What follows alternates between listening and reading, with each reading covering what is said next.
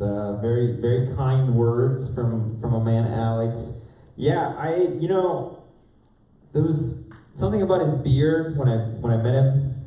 It's just like, I'm like, this is a good beard, like a man with a beard this good must be an interesting person. So I definitely can relate that I also was attracted to you two and the chillness. Melanie, you don't have a beard, but you're just as cool as well. So my name is Bryant Rodriguez. I am working for McKee Foods Corporation, and I feel like I have to lead with that here with you guys because, thank you so much. Now I can see a little bit. The reason why I feel like I have to lead with that here with y'all is because how many of you are on Twitter or Instagram? You can raise your hands. I won't tell on you or whatever. Awesome. Okay, sweet. All right, so I am the social media manager for McKee Foods Corporation, so I am responsible for the content that goes onto Little Debbie Twitter and Little Debbie Instagram. So if you're not following us, I recommend that you do that, not right now, but when I'm done speaking to y'all. Do follow us. I have a really good time with it. We are not sassy and mean like Wendy's. We're nice, caregiving, we're sweet. We make little pastries, so we're sweet. But we have a really good time. We get into conversations with a couple of the different really cool brands, and definitely follow us. It's super fun. I am honored to be here with you this evening. I'm really excited to be a part of the journey that you have been going through over the last few months through the Book of Revelation. But before I start, I wanna confess something to you guys. I wanna confess the fact that how do I start the story? So when I was like 18, was it 18? Yeah, I was 18 years old, 17 and 18 years old. I went out and did canvassing. Any one of you ever knocked on a door and done the book thing? I went and did that out in California. It was my first summer. I was out at Central California Conference, and I was knocking on doors, and I was trying to sell books, and one of the areas that I was assigned to for half of the summer that I was there, I kid you not, every single door I knocked on, the people who answered were Korean. And this is during the day. So it wasn't like you were coming to the door. It was like, like Korean grandma coming to the door. So, they're spooked because there's this random Mexican kid in front of them, and he's got a bag of books. And I don't know, I tried really hard to communicate, but most of them I don't know if they were just too nice to say they didn't want to buy me anything from me, but most of them were just smile and not say anything to me. Just smile, not say anything to me, and then and it was like slow motion closing the door. Like it'd be like, open the door, who are you? And then just smile and closing the door. And like the biggest warm smile, because they're not trying to be mean, they don't want to connect with me. So the confession is that after that summer, I just get really nervous around Korean people.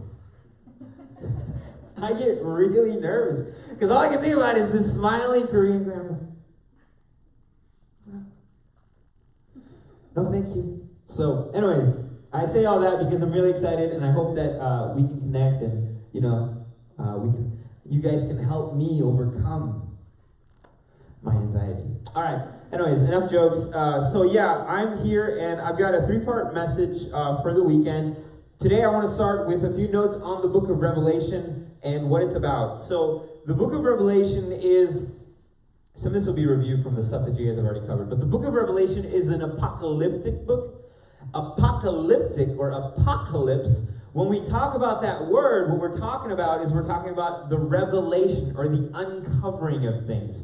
Many times when we hear the word apocalyptic or the apocalypse, we think of cataclysmic end-time events that are going to shatter the world and things are going to be falling apart, earthquakes, water, etc.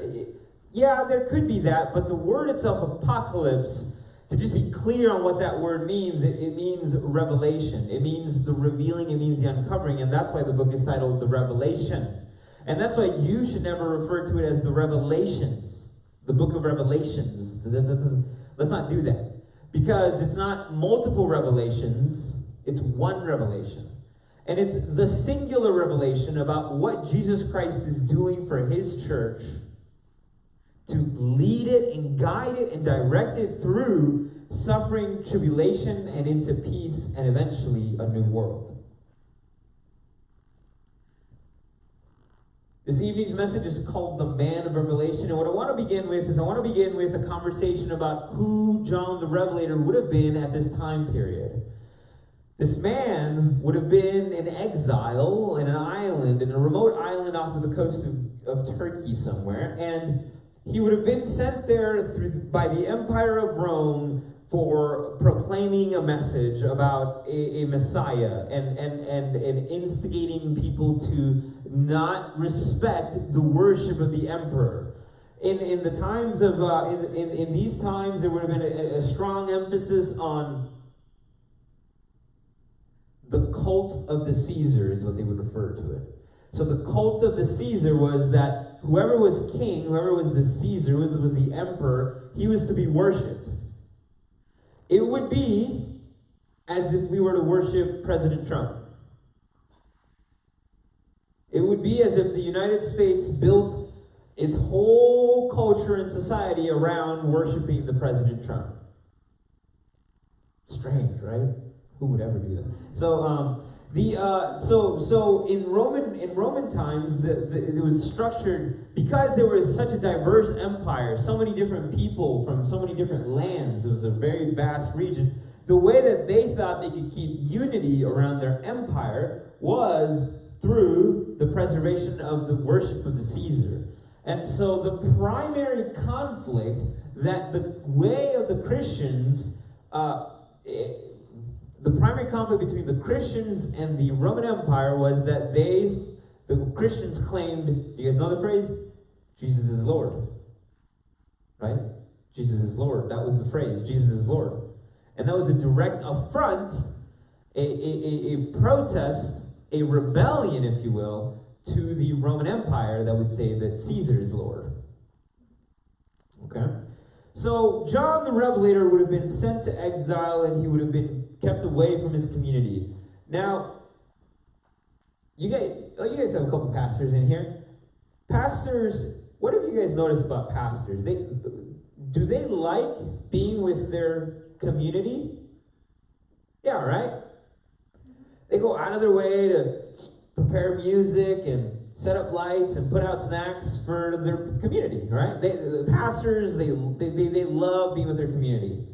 I think that if Pastor Yang or Pastor Alex were to be removed from their community, from the church that they work with and serve, and then were placed in exile all alone, do you think they would take that?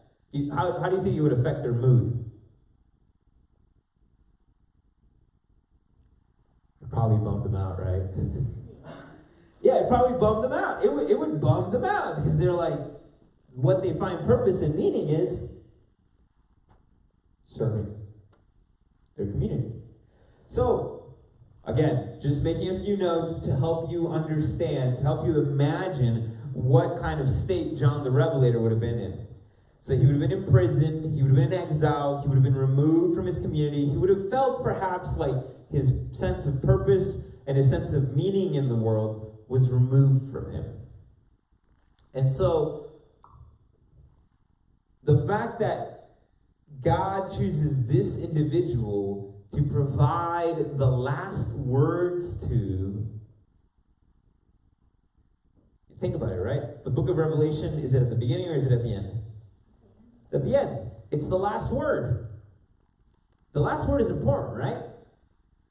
Are any of you like me? I love getting the last word into a debate or an argument. Like, I live for getting that last clever statement. Actually, on Twitter, this is very relevant to my work. That may be why I'm so interested in doing the work I do for Little Debbie, because there will be these moments where I'm having back and forths with people or with other brands, and I love the feeling of saying that last clever statement and then not saying anything else after that. It's just like, bam, gotcha. So the last word is important, and to this man, in exile, in prison, removed from his community, perhaps in low spirits, is the one that God chooses to reveal his last words to. Okay? All right, so that is, those are a few notes on what the book of Revelation is and who the man of Revelation is. What I want to emphasize here tonight is the passage of in the passage of Revelation, chapter 1, verses 9 through 20. I'm not going to read them all because they're way too long. You'll tune me out. You'll pull out your phone and look for TikTok memes or something. So we're not going to read it all. I'm just going to relate it to you. I'm going to let you know what's going on and what I think is important in this passage. So in this passage, John says, I, John, both your brother and companion in the tribulation and kingdom and patience of Jesus Christ, was on the island that is called Patmos. So he introduces himself. He clarifies to his audience who he is. And I want you to remember those words. Companion in the tribulation, kingdom, and patience. Tribulation is a weird word for suffering. So, I, John, am your companion, am your friend, am your brother in the suffering, the kingdom, and the patience of Jesus Christ. Friends, you being part of the Christian community means that there are a number of things that you're saying yes to. And John does a tremendous job of summarizing them here. You are saying yes to the suffering, to the kingdom, and to the patience of Jesus Christ. You are saying yes to those things. Now, what do we mean by the suffering, the patience, and the kingdom? Well, this would be a way for John to symbolize or to signify, to look back to the way in which Jesus suffered on the cross. They understood Jesus was king, and that to remain, to sustain their faith, they would require patience. So you are identifying yourself with the suffering of Jesus Christ, with the kingdom of Jesus Christ, and with the patience or perseverance, the way that Jesus was able to sustain and cultivate his faith through difficult circumstances. That's what you're saying yes to. And I say that not to scare anyone, but just to make you aware that we may sing happy songs all the time, and we may speak nice things about our week all the time, and we may come to church and everyone looks like they're having the best time of their life all the time. But the reality is that your experience with Jesus and your experience as a part of the Christian community is going to have, yes, powerful moments, but it's also going to have moments of suffering, of deep suffering, and moments that test your patience or your perseverance, your endurance or resilience, whatever word makes more sense to you, whatever word you can connect with. And I think of this in the sense of an athlete. Do any of you play sports here? One, maybe. Okay. It's a Korean church, right? You guys all have to be doctors. You don't have time for sports. But I mean that works here, right? And if the process of entering the medical workforce, it's going to be glorious once you get there. But there's going to be some tough times, right? You know, studying and stuff. But for athletes, that's the one I connect with. I think of LeBron James. He is at the peak of his game. He is the king, but also he's had to say no to a lot of things. He's had to work hard and remain patient. I can't think of myself as an 18-year-old having ESPN magazine and Sports Illustrated magazines written about how I'm going to be the next best thing, and then I become the next best thing, and I never fail. He has done really well as a person, as a human, and that all requires patience. How many athletes do you hear, falling into issues with drugs or falling into issues with sexual assault or adultery? He's never had any of those, and it's required patience. It's required perseverance and suffering and hard work, but it comes with glory. So what I mean to say, I know I got lost there, but what I mean to say is that your connection to the Christian community is a full-bodied human experience. It's not going to be narrow. It's not going to be shallow. If any of you here are like, it just kind of feels artificial and we need to be on sweets all the time. No, that's not it. That's not it. The Christian experience, the Christian context is gonna have kingdom stuff. Yes, it's gonna have power and glory and honor and joy, but there's also going to be perseverance and patience and suffering attached to it. And that is where we find ourselves if we're in the Christian community. Okay, awesome. Got that done. So, what happens next in this portion of the Bible, in this chapter, is that John describes an experience that he has. So, remember, this has all been this is all being sent out. This is recorded and sent out. And so he's describing what's happened to him. And what he says happened to him is that he was in this island on the Lord's day, and he heard a voice that was like a trumpet. Are trumpets quiet or loud? They're loud. They're really loud. They would startle me if I heard a voice that was like a trumpet. So John says, I heard a voice like a trumpet, and the voice said, I am the Alpha and Omega, the first and the last. What you see, write in a book and send it to the 7 churches. So John hears a loud trumpet voice, and the loud trumpet voice says, I'm the Alpha and the Omega. Send what you see to the 7 churches. And then he says that he turned around and saw. And so so John hears this trumpet voice loud, and then he turns and sees. And when he turns and sees, he describes a very different kind of individual. So we had a trumpet voice, but now, as John begins to describe what he's seeing, he says that this is someone who was standing in the 7 golden lampstands, and he looked like the Son of Man, and he had he was girded about his chest with a golden band. He had a garment all the way down to his feet. Up until this point, does it sound like a normal person? Yeah, I mean, glorious, yeah, important, but like it's a human, right? It's a person. But then it says that his head and hair were white like wool, and then his eyes like flame of fire. Okay, so now we're kind of going into weird territory, right? Feet like fine brass. It just got weirder. Voice as the sound of many waters. A little weirder. Then he says that in his right hand he had 7 stars, and that out of his mouth went a sharp 2-edged sword. Now that just got really weird.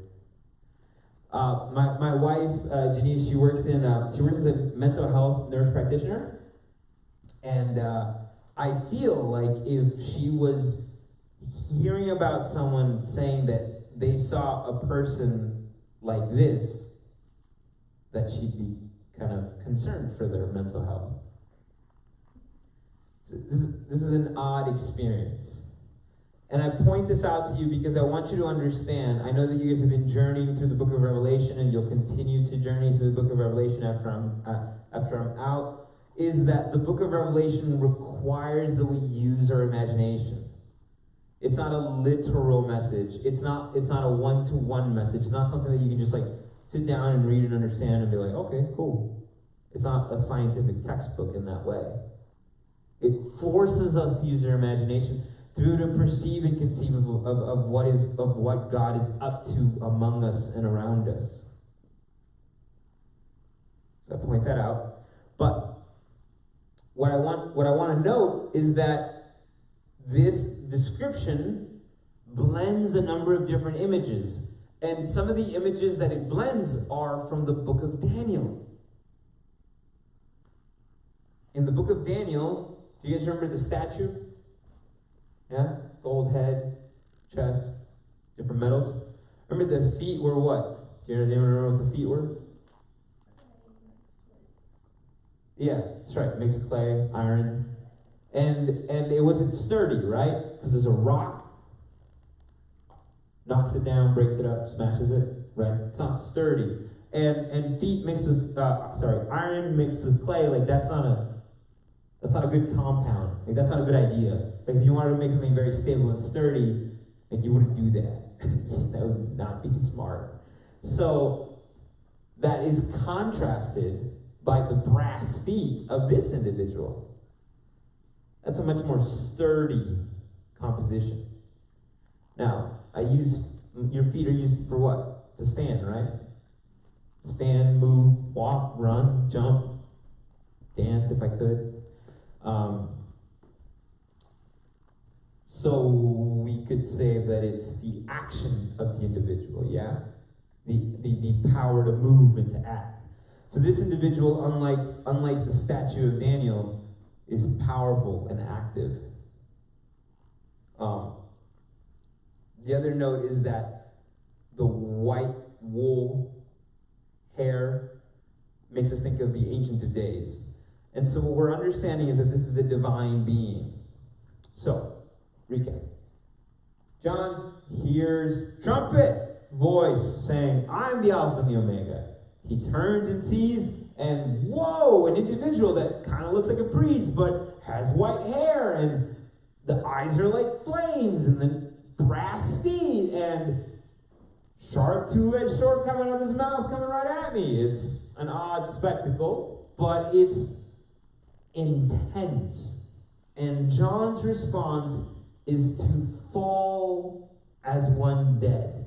I love that phrase. It's one of my favorite usages. It's like one of my favorite phrases in the Bible. Fell as one dead. I use it sometimes with my wife. I'm like, oh, baby, you look so good. I'm just fall as one dead before you. That's a joke. Bad one. But he falls as one dead. And this is really funny to me because today we talk a lot about having a relationship with Jesus. We talk a lot about what's the song? What will my heart do, right? Like there's a lot of conversation about what would our reaction to Jesus be if we ever saw him, if we ever met him.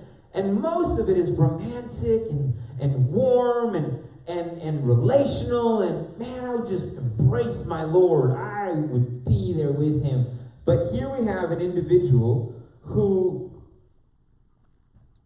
is probably seeing Jesus as king for the first time in their life. Is seeing Jesus powerful and active in a way that I haven't seen. And many people haven't seen it. And the reaction is to fall as one dead. In other words, to pass out, to faint, to collapse. It reminds me of one of my favorite books from Christian author Donald Miller. He writes in a humorous way. So he says that he wonders if maybe the reason why we have to spend 1,000 years in heaven before we can move down back to earth and live permanently with God is because for the first 1,000 years, God will just be chasing after us saying, it's okay. You don't have to be afraid. I'm saved.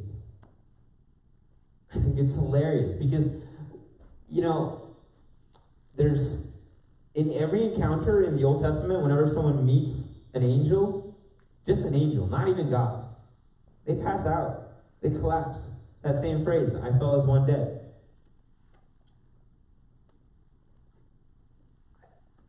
I just want to emphasize that God is powerful, God is other, God is divine, God is way bigger than what you imagine. And you know what the best part is? He is for you. God is tremendously powerful. And even just the representation of who he is in this vision that John experiences is overwhelming. It's too much. It's beyond.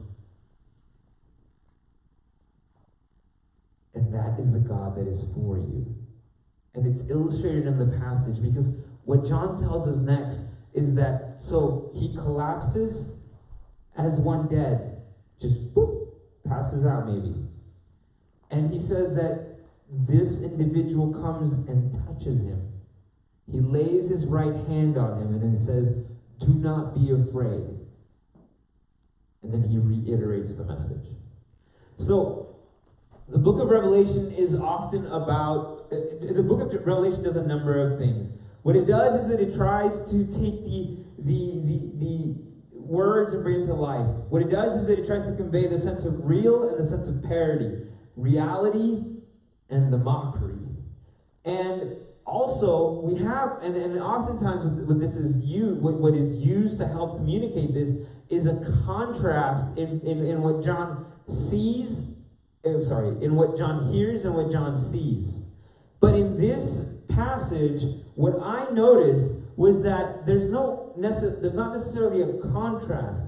There's an intensification. John hears a trumpet voice. John sees a powerful being that resembles God, his God. John passes out. And then John is touched by that individual and told to not be afraid. It's intensified, right? Hearing is a little less intimate than seeing. And seeing is a little less intimate than being touched. And at each point,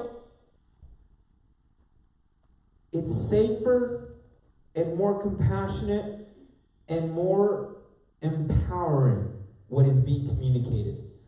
So, why do I say that? Well, because John hears a person say, I'm the Alpha and the Omega. Write what you see. And so then John looks, and what he sees is a person that is like his God, but then his eyes are like flames and the mouth like two-edged sword. So there's a bit of a contrast there in terms of like, are you with me or not? I'm not sure, because you look like the God that I worship, but also like your eyes are like flames, and that's scary.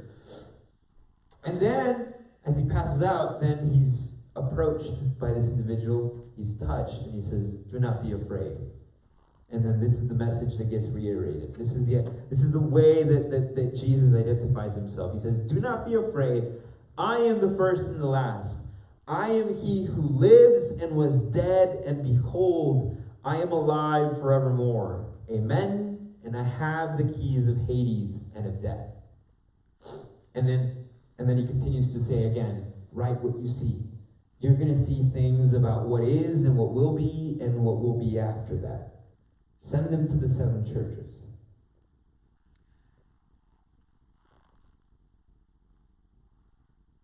As I close, there's 2 things I want to emphasize here. One is the intensification of the experience of John, from hearing to seeing to being touched. My friends, this whole thing, this whole church thing, this whole Christian community thing, it's all going to feel like a farce and weird and confusing and conflicting until you yourself have an intense experience with the powerful God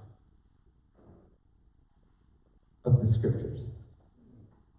That same, you hear, you see, you are touched in the sense of coming into contact with. I implore you that you pursue that. That you, if you have not had that, if you can't, no, you don't have to have like a falling off the horse on the road to Damascus experience. I don't have that, but I did have a year of my life where I was ready to leave it all. I was gonna walk away, not just from like the Adventist church that I was worshiping at, but like from God, from Christianity, from everything. I was like, you know what? I'm not sure if this works for me. But I spent a year in prayer and openness, and towards the end of that year, I remember just having a few instances in my day. I used to work kind of like as an office assistant, and so I lived in the dormitory, and then the office that I worked at was across the road. So I'd walk from the office from my dorm to the office. Just a short walk, crossing the road, going from one side to the other side. And there's a couple of those moments, just walking from one side to the other side, where I was struggling over my faith, and I remember one day I was walking to get to the other side, and I had a lot of doubts, and I had a lot of confusion, and I had a lot of anger. And they felt powerful and they felt overwhelming. But I was listening to a song, and there was a lyric in the song that said that these demons come, but they can subside. And that lyric, for some reason, just triggered a lot of thinking in my head, and I was like, oh, that's right. The darkness around me is temporary, but my God is eternal. He will guide me out of this darkness. Things feel tight right now, things feel dark right now, but He will guide me out of that. And from that experience, I have felt certain about my Lord. That's not fancy.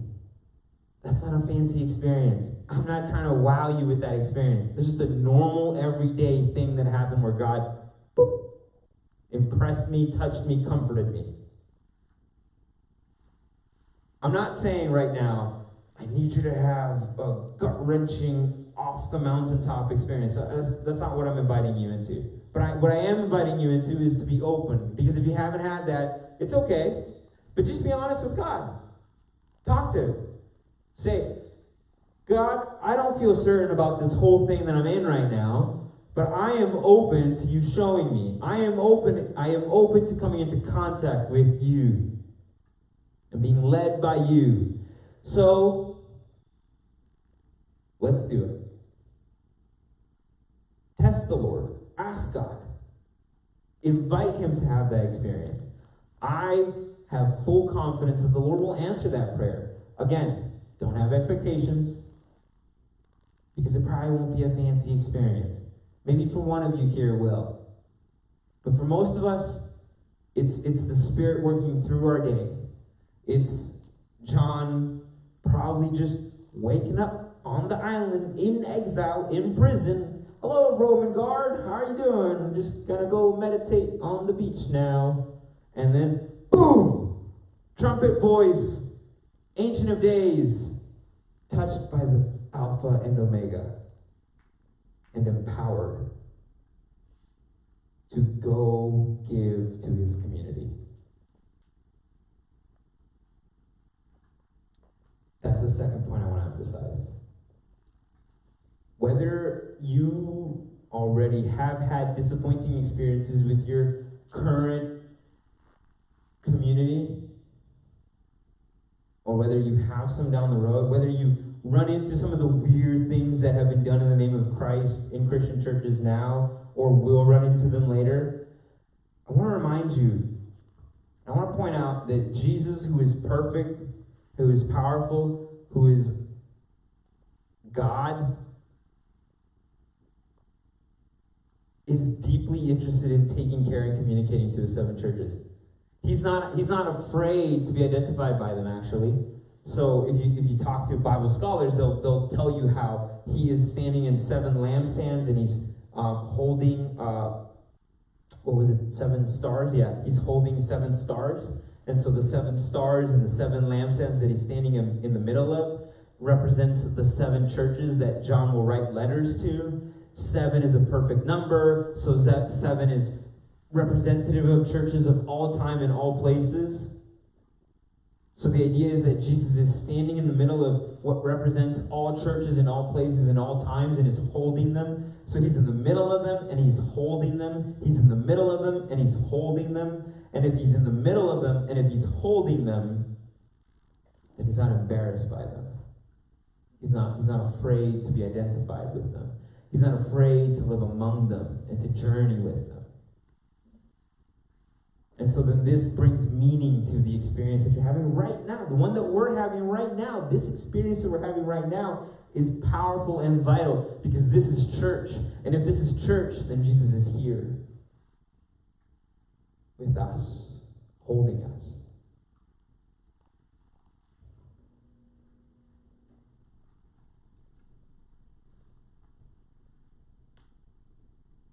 So may you not only hear of Jesus, not only see of Jesus, but may you come into contact with Jesus Himself. May you receive Him.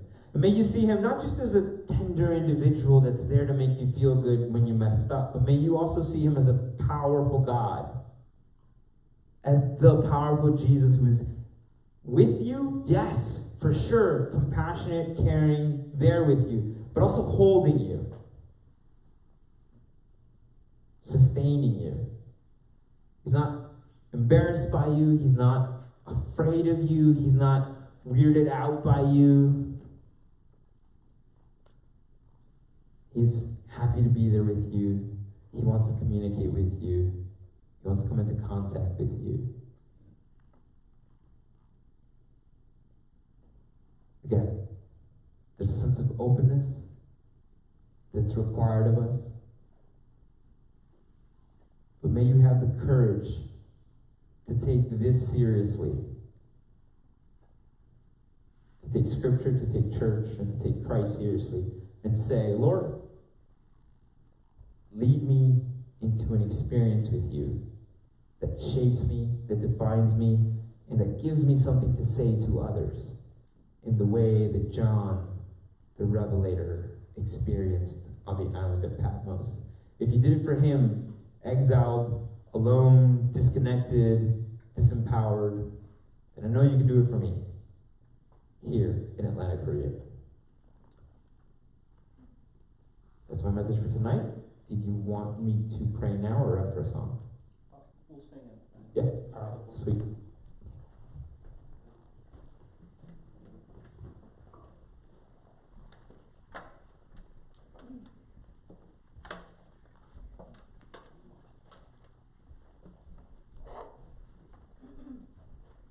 Pastor Bryant was sharing with us